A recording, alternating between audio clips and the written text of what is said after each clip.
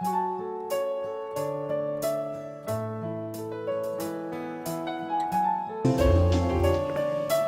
always room for chocolate. Yeah, can I get some light? That'd be great. There's always room for chocolate. How many of you love golf? How many of you play golf in here? Anybody? How many of you know that this was not about golf? That video was not about golf. Even though it had golf balls in it. What was the video about? What did the golf balls represent? I want to suggest to you that the golf balls represented for you what's most valuable. What's most valuable to you? How many of you know that in relationships, we're in a series on relationships, but how many of you know that every time you say yes to something, you say no to something else, right? And so how do you do that, though? How do you make a right yes and a wrong, and how do you make a right yes and a right no? How do you know when to say no in a right way? What if your no might hurt someone else's feelings? Do you stop saying no? How do you make your choices? What's at the base? What's at the very root of the choices that you make? How many of you are aware that you're able to make a choice? Or do other people make choices for you? We've been talking about relationships. We've been talking about freedom. What does it look like to live free? Where you are in perfect control of yourself and you're no longer taking control of the person next to you. Where you're not living in fear, but you're living in freedom. Where you can actually be free to let the person next to you choose what they may choose and not be afraid that their choice might affect you in such a way that now you need to figure out how to control them so that they don't hurt you anymore.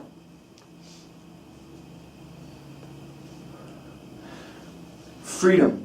How many of you know that boundaries is not just about keeping things out, but boundaries also keep things in? And of course, we can choose our posture. We can choose to make boundaries out of fear, right? I gotta protect this from you, right? Because you frighten me, you scare me, and so I am going to protect. I'm building these walls to protect myself from you. That would be me creating a boundary out of fear. But what would it look like for me to create a boundary out of love? Not love necessarily for you, although it's important to love each other. But what if I'm creating a boundary to actually protect what I hold most valuable? And what would it feel like if I told you, or no, let me see, what would it feel like for you to find out that you may not be the most valuable thing in my life? What would that make you feel like? Would that hurt you? Would that cause you great pain, distress? What would it, you know, oftentimes we make decisions based upon what other people are going to feel, rather than making decisions based upon what I hold most valuable.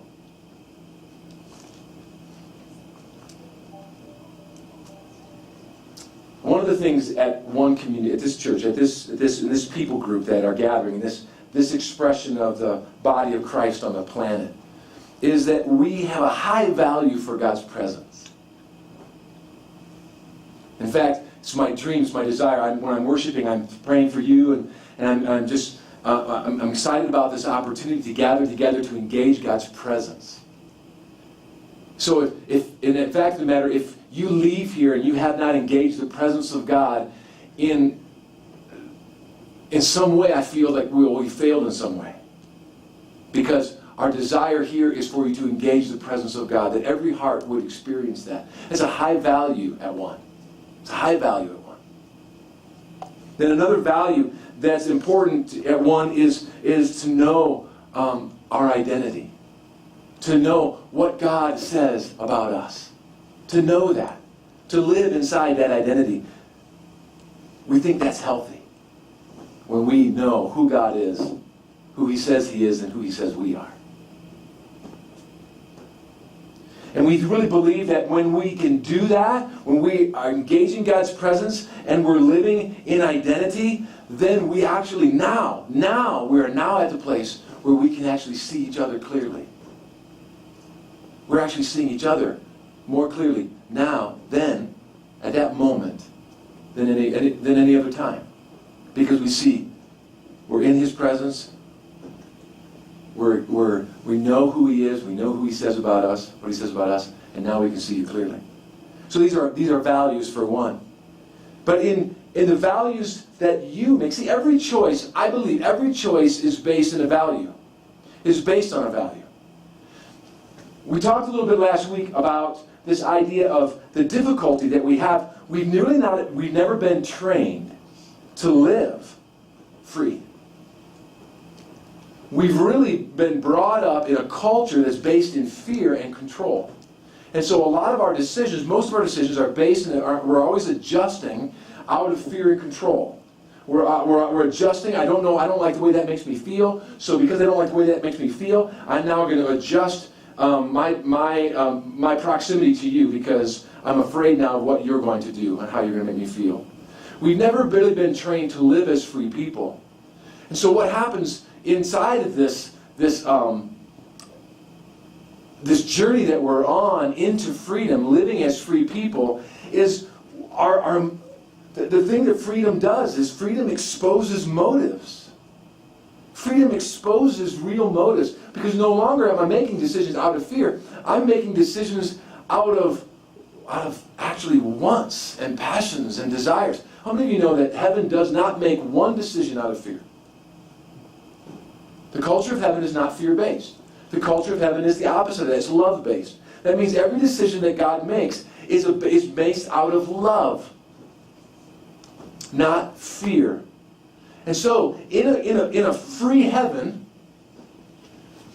the reason that something that fuels decisions is this love thing, is this passion thing, is this want thing. It's not heaven. How many of you know there's no need in heaven? If there's no need there, then decisions aren't based in need. Decisions are based in want and desire and passion. But when you take away the controls, when you take away the have-tos, now you're left with the want-tos, and now when we're making decisions as free people, actually what's being revealed is what we really want. The real want inside of us is what exposed. Our motives are exposed. And sometimes we may even be afraid of what people might think if I really want that.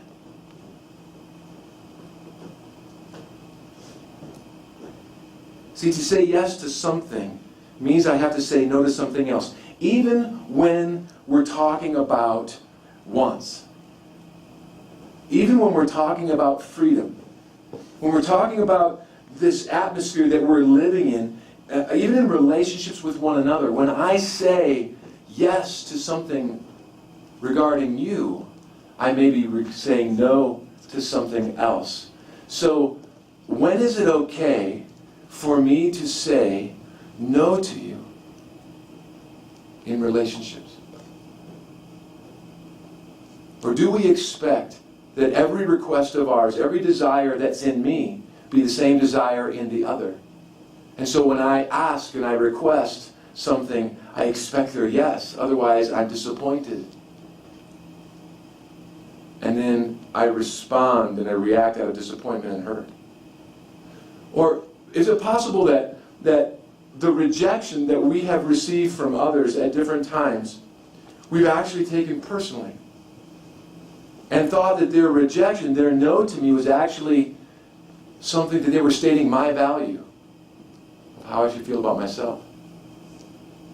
What if the no's that we say to one another are actually no's because there's something else I value more, and that's okay?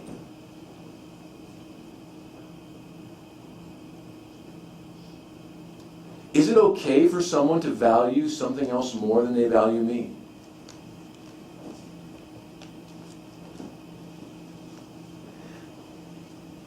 First Corinthians 10:23 says this, all things are lawful, but not all things are profitable. All things are lawful, but not all things edify. Another way to say that is that everything is permissible, but not everything is beneficial. So in a culture of freedom, when there's no one controlling me, I'm the only one in control of me. That's heaven's culture. God is in control of himself. He's not trying to control you. He's not afraid of your behavior. He's not afraid of what you may or may not do or what you think. He's not afraid, so he's not controlling. Now, he has desires for you. So he invites you, doesn't he? See, the culture of heaven is not one of control, it's one of invitation. Behold, I stand at the door and knock. I'm not busting through the window. Right? Revelation 3:20, Jesus said, behold, I stand at the door and knock. If any man hears my voice and opens the door, I will come in. And so it's that, it's this response, it's this relationship of responding to one another. It's a really great thing. But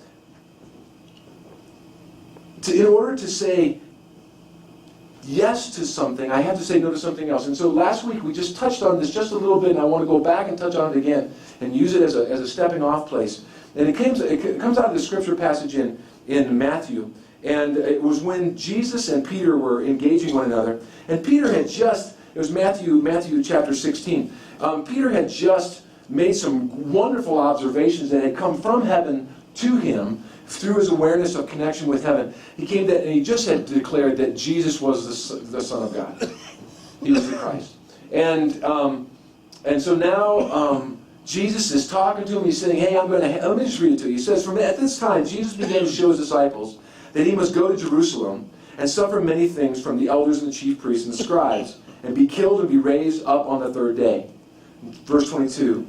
Peter took him aside and began to rebuke him, saying, God forbid it, Lord. This shall never happen to you.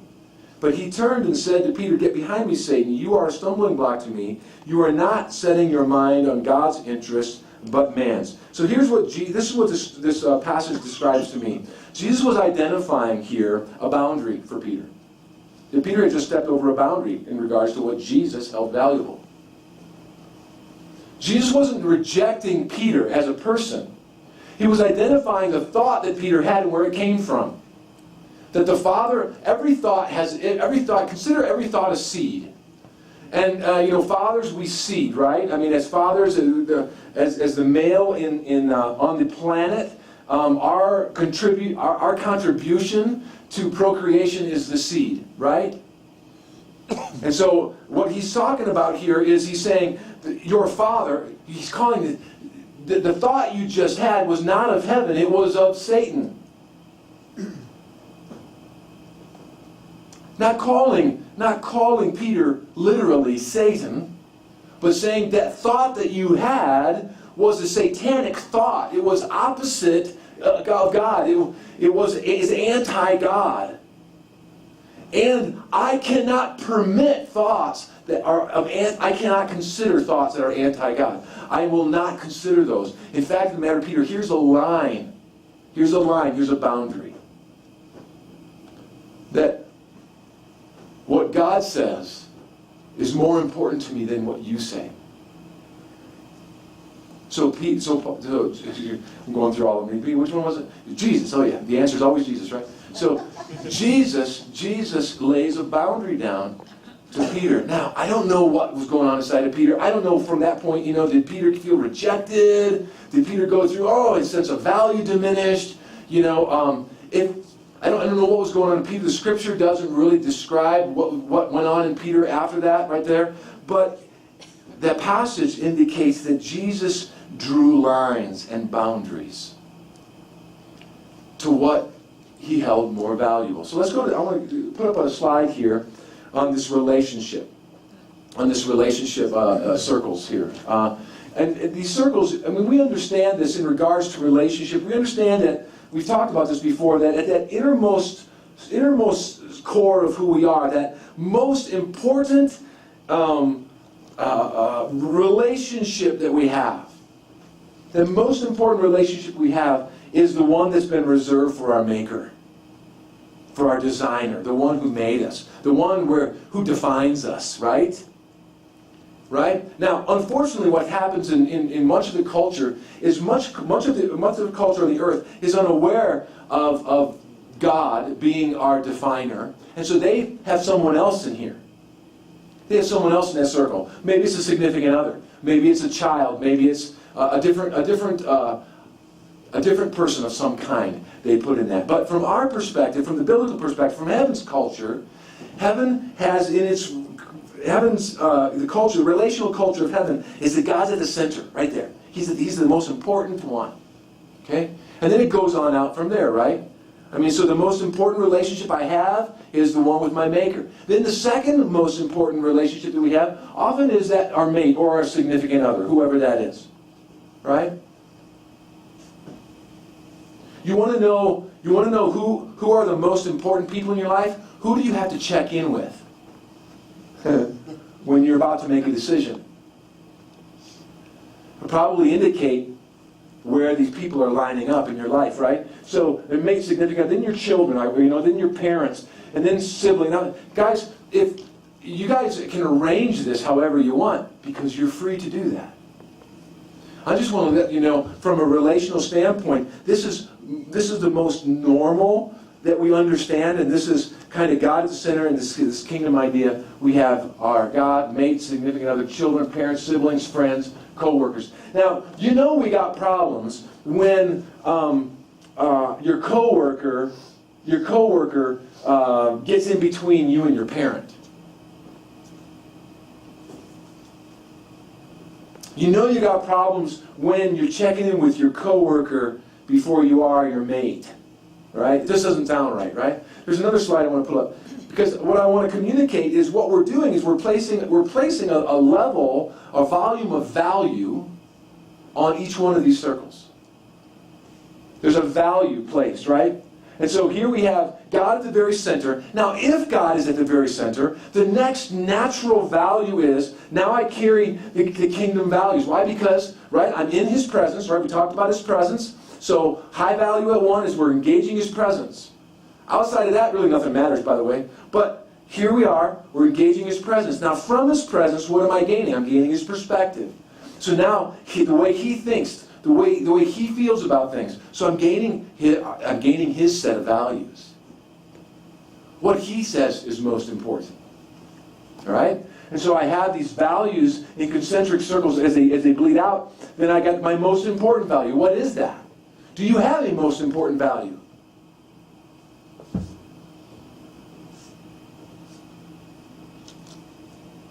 Can you identify it?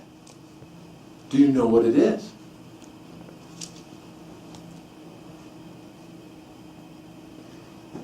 Then you have an important value. Then you have just a value. Then you have a significant relationship. And then you have just relationship. And so I was trying to put into words this idea of we make decisions based upon values that we have. In a free culture, in a free climate, no one's making me choose anything. I get to choose. And in a culture of freedom, because I don't have to choose, now I get to choose. Now the boundaries that I have up aren't boundaries to protect me from you. They're boundaries to protect what I value. What's most important to me. You see, where healthy relationship takes place is when we can express our values to one another and we honor one another's values. That's healthy relationship. Where I'm going to expose it as intimacy, right? I'm going to expose, here, this is really important to me. I'm going to show you what this is, and now I'm going to wait and see what you do with it. Will you honor it? When you honor that, guess what I do? I begin to open up more of my heart and I give more of myself to you. But when you dishonor what I hold valuable, I'm not afraid of you. You're not going to control me. But what I'm going to choose to do is I'm going to choose to establish a boundary there for you to know, I'm sorry, this is valuable to me. This is really valuable to me. And if you value this, then we can engage in relationship at this level. But if you're not going to value this, then you're telling me the level of relationship that you really want with me. Because I'm going to hold this value. This value is actually more important than you. We don't need to be afraid of that because, really, our value doesn't come from one another anyway, does it? Now, if our value does come from one another, then when I say to you, no, man, you're really going to struggle. Because you're thinking that I'm rejecting you. I'm not rejecting you. I'm just telling you what's more important than you. Does this make sense? Because if we don't get this, guys, we are going to be... let me go to another passage of Scripture here, because Jesus talked about this. Brilliant. I mean, how many of you know, have you figured out that Jesus is brilliant yet? But he says this in Mark chapter 8. He says, he was giving out orders to them, and he said, watch out. Beware of the leaven of the Pharisees and the leaven of Herod. And he wasn't talking about bread. I'm using the metaphor, but he really wasn't talking about real bread here, right? He was talking about something greater. And what he was really talking about is the different spirits that are behind stuff. And there's this religious spirit, the spirit of the Pharisees. And I'm sorry that the Pharisees got such a bad rap. Because they probably started out pretty cool. With all the right intentions. They were lovers of God. And somehow in the midst of it, though, it became more about the how than the what. It became more about, you got to do it this way, do it this way, do it this way, do it this way, rather than the presence, the presence, the presence, the presence. But I tend to believe that they probably started out in the presence thing. And then they got into all the things in order to get to the presence, and they got one step removed and 2 steps removed. And sometimes that happens for us. But Jesus is talking here. He said, watch out for these spirits that are behind things. Watch out for the religious spirit. In other words, the fear of the system of God. You don't have to be afraid of God. Don't be afraid of God. But be afraid of the systems, the religious stuff, be very mindful of that, because that's where you're going to get messed up. You're not going to get messed up with God himself, because we know that God is for us. But the religion somehow gets in the way and it starts to misrepresent God. In fact, we know that this has already taken place because they already thought that God controlled people at this stage of development in the history of Israel. And so they already lost sight of the fact that God is in control of himself, and he's not afraid, so he's not controlling you. They already lost sight of that. So it's all controls. In fact, because God controls people, now we can control people because we were created in God's image. And because God controls everything, now it's okay for me to control. You see how bad theology can get into our lifestyles. He talks about this idea. He says, the leaven of the Pharisees, but then he talks about leaven of Herod. Well, what's the leaven of Herod? Herod was the king. And how many of you know that politics is all about the favor of people? Right? It's not the religious spirit, so to speak. It's not the system of God. It's not what man has done with God that we have to fear here. But we have to fear honor, respect. This idea of what this love of what people think about me. Be careful with this, because it's really the fear of God, the religious structure, and it's the fear of man, which is me finding my value by what you think about me. Be careful. Don't get stuck there, Jesus is saying. Don't dwell there. Don't make choices out of fear of man or fear of religion. Don't make choices based out of that. What's Jesus saying? In the kingdom doesn't make choices out of fear. The kingdom is not, while I want to know what you feel about me, sure, why wouldn't we want to know? And while I do like the attaboys, that's why God gave me a right arm that's a little longer, because it can get back here. Because I often will pat my own back. In fact, when I do that, Kelly will often say to me, do you need somebody to give you some words of affirmation? Because that's my love language.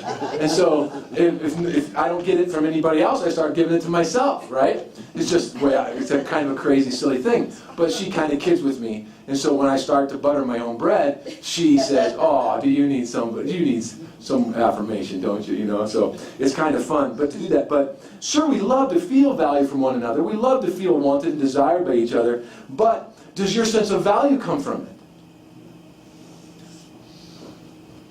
Or does your sense of value come primarily, first and foremost, from what God says about you? See, the fear of Herod is this idea that, no, I'm not going to make decisions out of what people think about me. My decisions are actually coming out of what God says about me.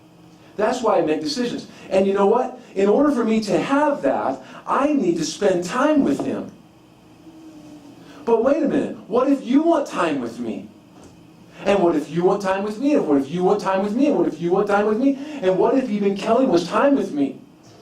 And I haven't had my time from the one I gained my identity from. When is it okay for me to say no to you? Because I'm not saying no to you as I'm rejecting you. What I'm saying no to is I can say no to you because there's something of higher value that I have to say yes to. Or that I am saying yes to. Does that make sense?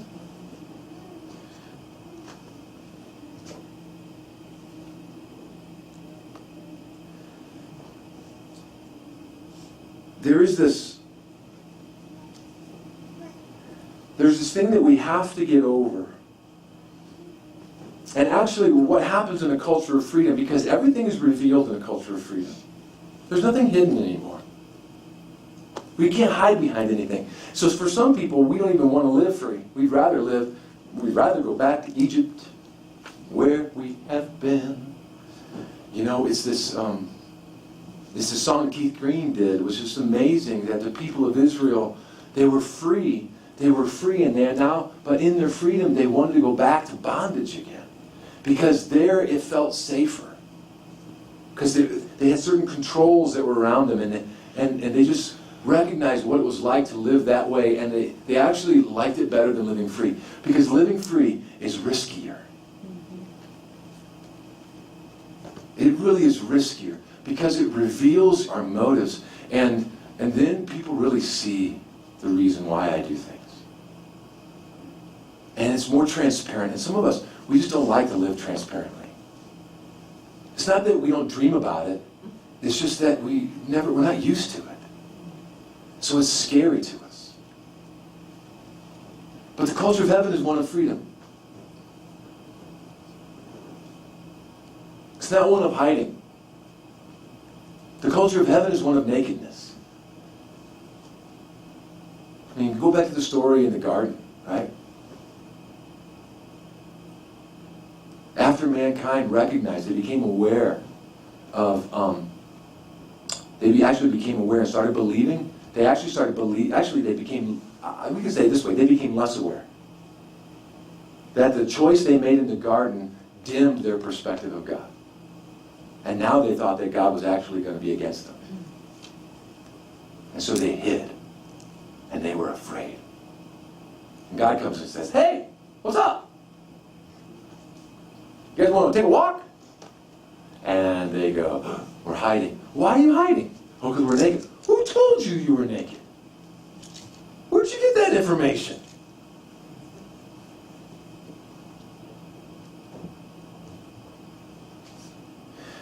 There's this place.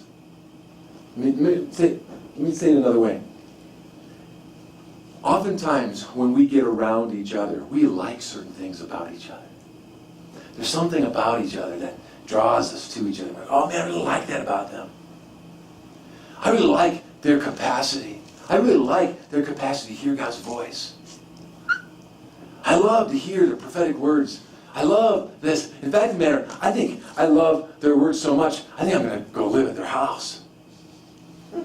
And then I love their words so much, I just want to take up all their time because, put it in a garden analogy. You ever see some of these gardens that are just magnificent? I mean, they're just beautiful gardens.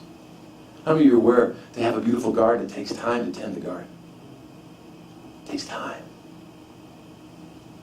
So what if Kelly, who's Garden Girly is her nickname, by the way, if you didn't know that, but she's out yesterday working in the garden, and she's got a pair of shorts on, and her legs are just covered in dirt, and her hands are dirty, and she's just got dirt all over, you know, but what if you admired the garden that Kelly made, and you said, Kelly, man, that's such a great garden. Man, can I just come and hang out in your garden? And so you go and you hang out in Kelly's garden, and every time Kelly wants to go tend her garden, you're saying, hey, Kelly, will you sit down with me and tell me some more about how you tend your garden? You know, I mean, over a period of time, guess what? The weeds are going to start to grow because she doesn't have time to tend her garden because she's spending the time with you, which you hold value to her, but the very thing that drew you to her begins to diminish, and now you're wondering why I'm even hanging out with you anymore. Your garden has got weeds all in it because you took up all her time to tend the garden. Some of the very things that create the momentum in our lives is the God stuff going on inside of us, and we're attracted to that in each other. But to honor one another in relationship is we say, what do you need from me in order for you to keep going? Getting what you're getting. What do you need? I want to see you thrive. I want to see you succeed. I want to see you, the valuable things in your heart, come into reality. That's what I want to be a part of. See, when we're in healthy relationship to one another, when you share your value to me that you hold most dear, it becomes valuable to me, too. It becomes a treasure in my hand. Because I know that for me to help you in your most valuable thing, oh, come on. That's called cool relationship right there. When we're pouring each other into each other's lives like that, where we're investing in each other's values. See, when I'm investing in your value, guess what you're not doing? You're not keeping me away from you. You're not building a boundary that says, stay away from my value. When we invest in each other's lives and the valuable things that we hold precious and dear, we can participate with each other in relationship. That's when relationships get fun. That's when they're cool.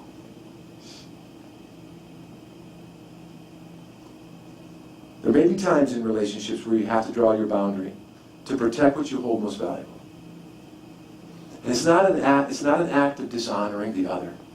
It's actually an act of honoring what you hold valuable.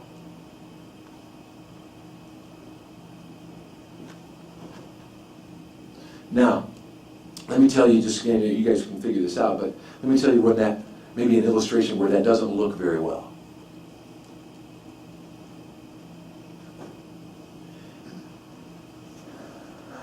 Can I slam myself? That way I don't slam anybody else.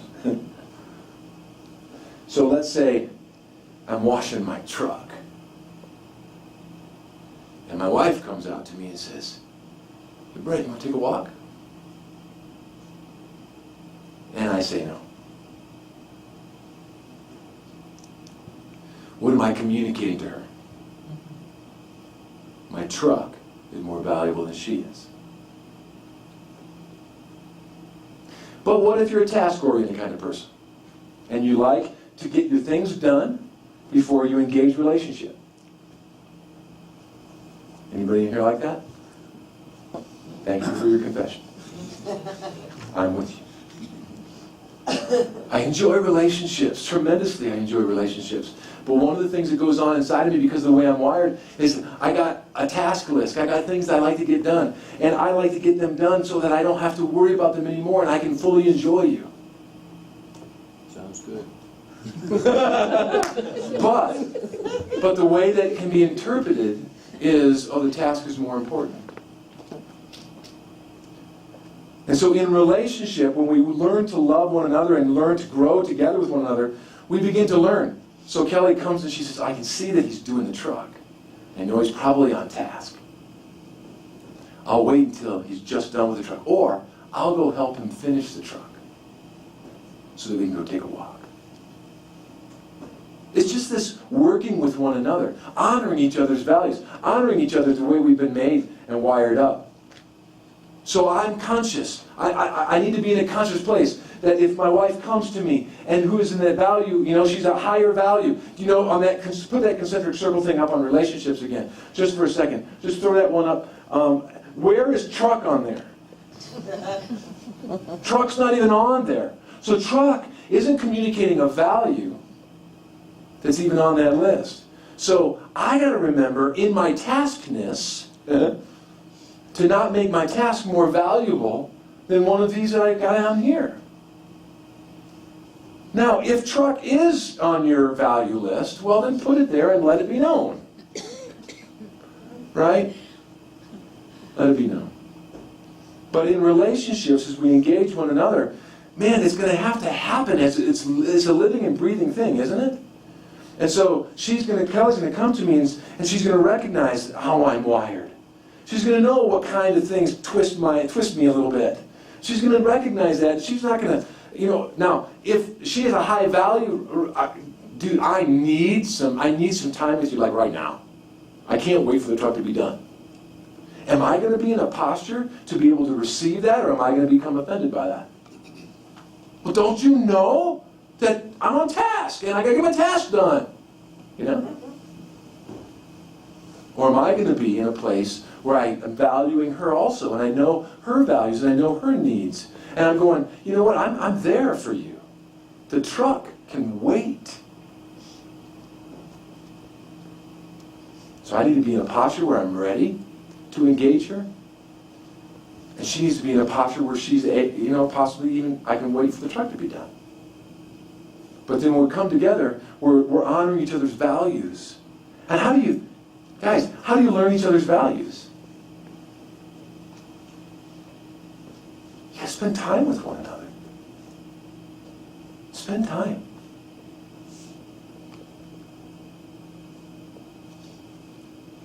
And the time spent will be indicated or dictated by the boundaries that you place. How much time can I spend with you? I got these values going on. One, the first and foremost, is this God thing going on inside. And we should want so much in each other for that God thing to be as strong as possible that we're helping each other with that. See, here's the thing about freedom. In freedom, there's abundance. It means there's options.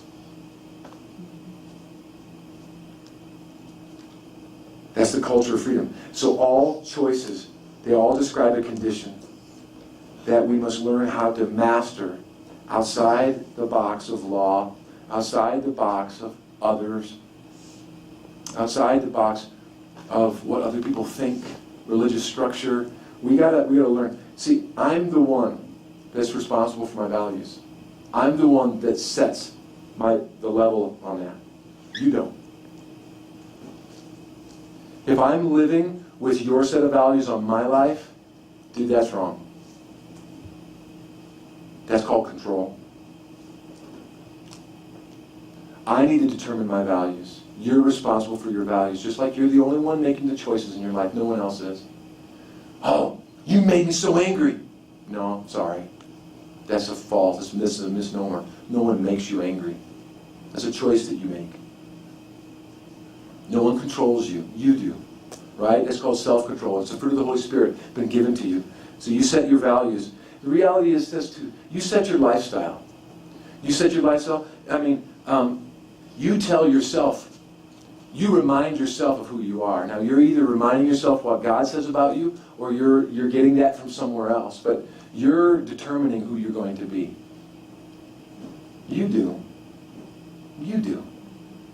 There's nobody to blame. See, that's the problem with freedom. That's the dilemma of freedom. Blame goes away. You can't blame anybody else anymore when freedom exists.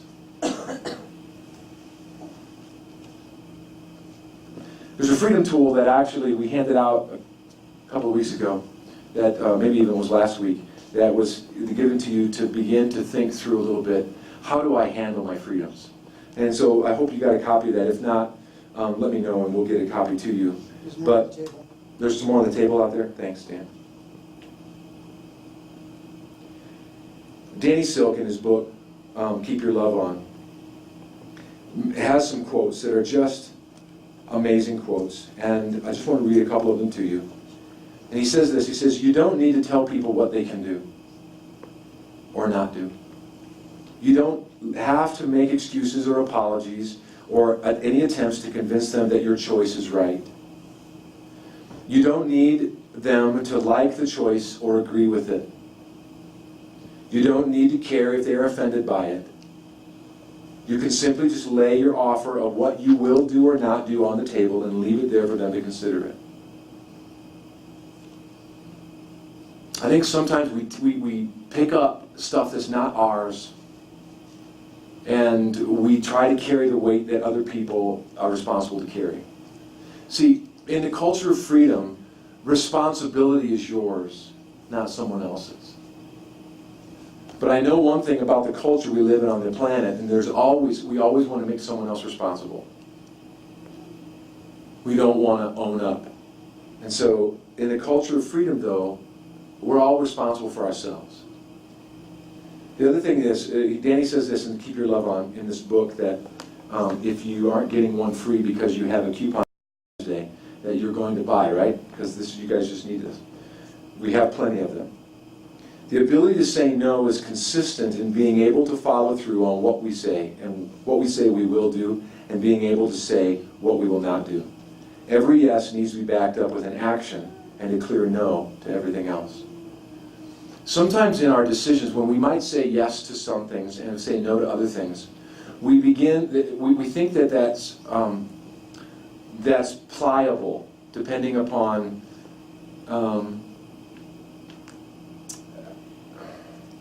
how desperate someone becomes, so to speak. And what Danny's talking about here is really what Jesus talked about in Matthew 5:37. See, Jesus had it before Danny did. And he said this, let your statement be yes. Your yes be yes. And your no be no. Just let it be that way. And let people learn that your yes is a yes, and that your no is a no. So that people aren't walking over you, and you're having to amplify your no. You know? Yeah, that was, K-N-O-W. Are you aware? So there's this place in our interactions with people that it may be in your life and in your journey with maybe friends or workers or significant others or whatever, that your no, over the years, you've given in. I mean, you first come out with, you say, no. In other words, here's my value that's a stronger value. I gotta go after this. I gotta keep this alive. And so, but I've said no, but you've learned over the years that my no really means maybe. Or if you can do this or do that, or however, you can buy your way into my yes. And guys, we need to let our no be no and our yes be yes. And so when we say yes to something, we understand that we're saying no. And when we say no, that the person that we're saying no to recognizes, I guess that's it. That's done. I'm not going to try to manipulate my way in there anymore. That's it. Now, hear me right. I'm not saying there can't be conversation of understanding. But in my desire to understand, I'm not trying to convince you to change your answer. If I recognize your values and what you're saying you're yes to, I should desire that also with you. That if Kelly, of course I'm using Kelly, and I didn't get her permission on this, but I'm just using her as an example. I'm not telling a story or anything about us or anything, but it's just this place of, if she knows how important my time, my well-being is with my God, and that time spent with my God creates a well-being in me that is just so healthy, then she's going to recognize in me when I need that. In fact, she's going to be helping me. Hey, can you carve out some time? Maybe it's time to carve out some time. Because I know who you are. And you need some time. Those kinds of things. And we're encouraging each other towards the things that we value. And of course, presuming that the very thing at the core of that is our God, is our identity. right? His presence. All right, so I hope this stuff is helpful to you. I know it is to me, but there is this place inside of freedom that is a risky place. And I understand it's risky. It's just because we've not been trained in it. We've not been trained, but we're learning. We're going to learn how to handle freedom well. I had a friend of mine. Many of you are aware of. I don't think I would betray her trust by saying the story, but how many of you know Donna Castle? Are you guys aware of who Donna is? Donna was a friend of this house. She was Randy and Donna lived in Summit County for years, and now they're in ministry down in Denver area. But they left us and they went off to Bethel, and Bethel is the church where we're streaming our worship in from. And many of you guys are familiar with Bethel. And she went on the workforce. She worked in the office there, in the senior office with all the staff. And one of the things that over the years as we kept contact with each other, one of the things that she struggled with so much in that environment was no one was telling her what to do. There's a culture of freedom. There were things that needed to get done, and they just, what are you going to do? Are you going to get it done? Kind of thing. And she did not have, she came from a culture there were so much more controls on things. And it took her a long time to shift that inside piece inside of us where, how would you operate if no one was telling you what to do? Or how to do it? Here's the goal in mind. Here's what we're after. Let's go after it. And it took her a while to shift the culture in her, to shift to the environment that she was in. Because she just was undermining her. She was just wanting somebody to tell me what to do, Not that she didn't have direction, I'm not saying that, but it was it's that culture of freedom thing. So when no one else is now telling you who you're going to be, and you have the choice to be who you want to be, how's that going to work for you?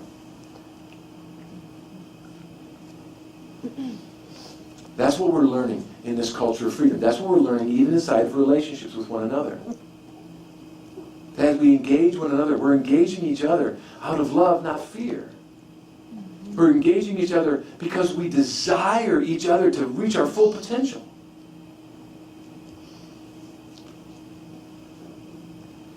There's always the broken stuff that's going to take you. There's always broken stuff. There's wrong choices that we're going to make. But even in those wrong choices that we make, how are we going to encourage each other forward rather than hold each other back in our wrong choices? So what if I said, I'm washing the truck? I'll take a walk with you, but I'm washing the truck. And what if that was a wrong choice on my part? And I had the potential of hurting the one that I cared about the most on the planet.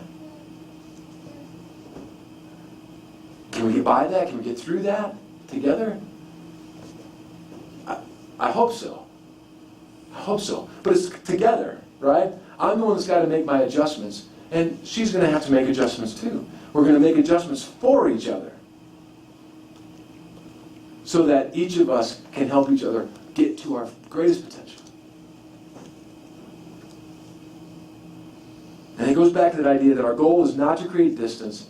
This is from Danny again. He's talking about distance from the world, but it's really coming back to this idea of reaching people with love. And obviously in the greatest sense of the word is reaching each other, in these concentric circles with love. But our goal is not to create distance with the world, but to remove disconnection and fear wherever we find it. We're learning to respond with love to the brokenness we encounter in people's lives and invite them to become healthy, powerful, and free along with us. That's what we're doing.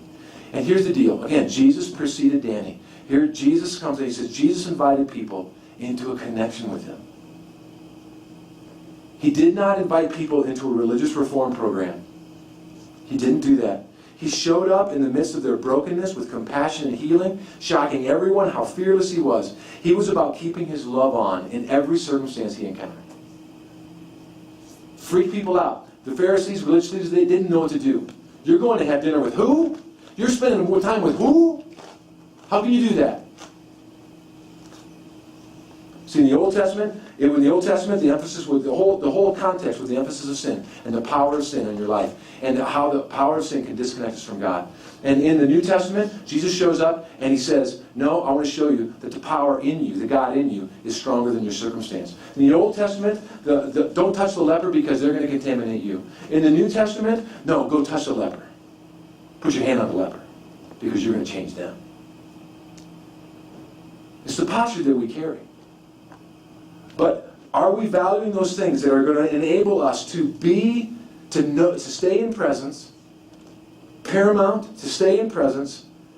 If you don't know what that is yet, come talk to me. I'd love to walk you into a journey with that. But to stay in presence, to stay in his presence, and then to know who he is and to know what he says about you. Those two highest values we have as a church right here. To know those two things. And then from there, now we can begin to see each other clearly. We can engage each other clearly. Because now, the cool thing is, I want you in my life now. I no longer need you in my life. Because my needs are met right here in the top two things. My needs are met. It doesn't mean that my wife might not need a physical hug from me every once in a while. To feel the love of God tangibly.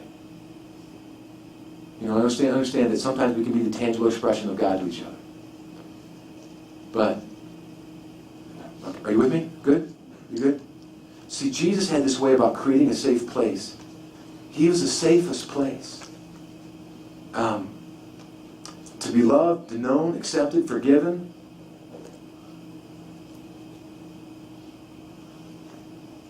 He just wanted us to know that. And he wanted to come against the thought that would create distance. The lie about God that would put God at distance from you. And somehow God is separate from us. Somehow, if we just do things right, now I've earned his love. He just wanted to come and abolish that whole thing. I think he did a pretty good job. Although, we still have some people that need to hear the good news. Good. Well, let's stand together. Can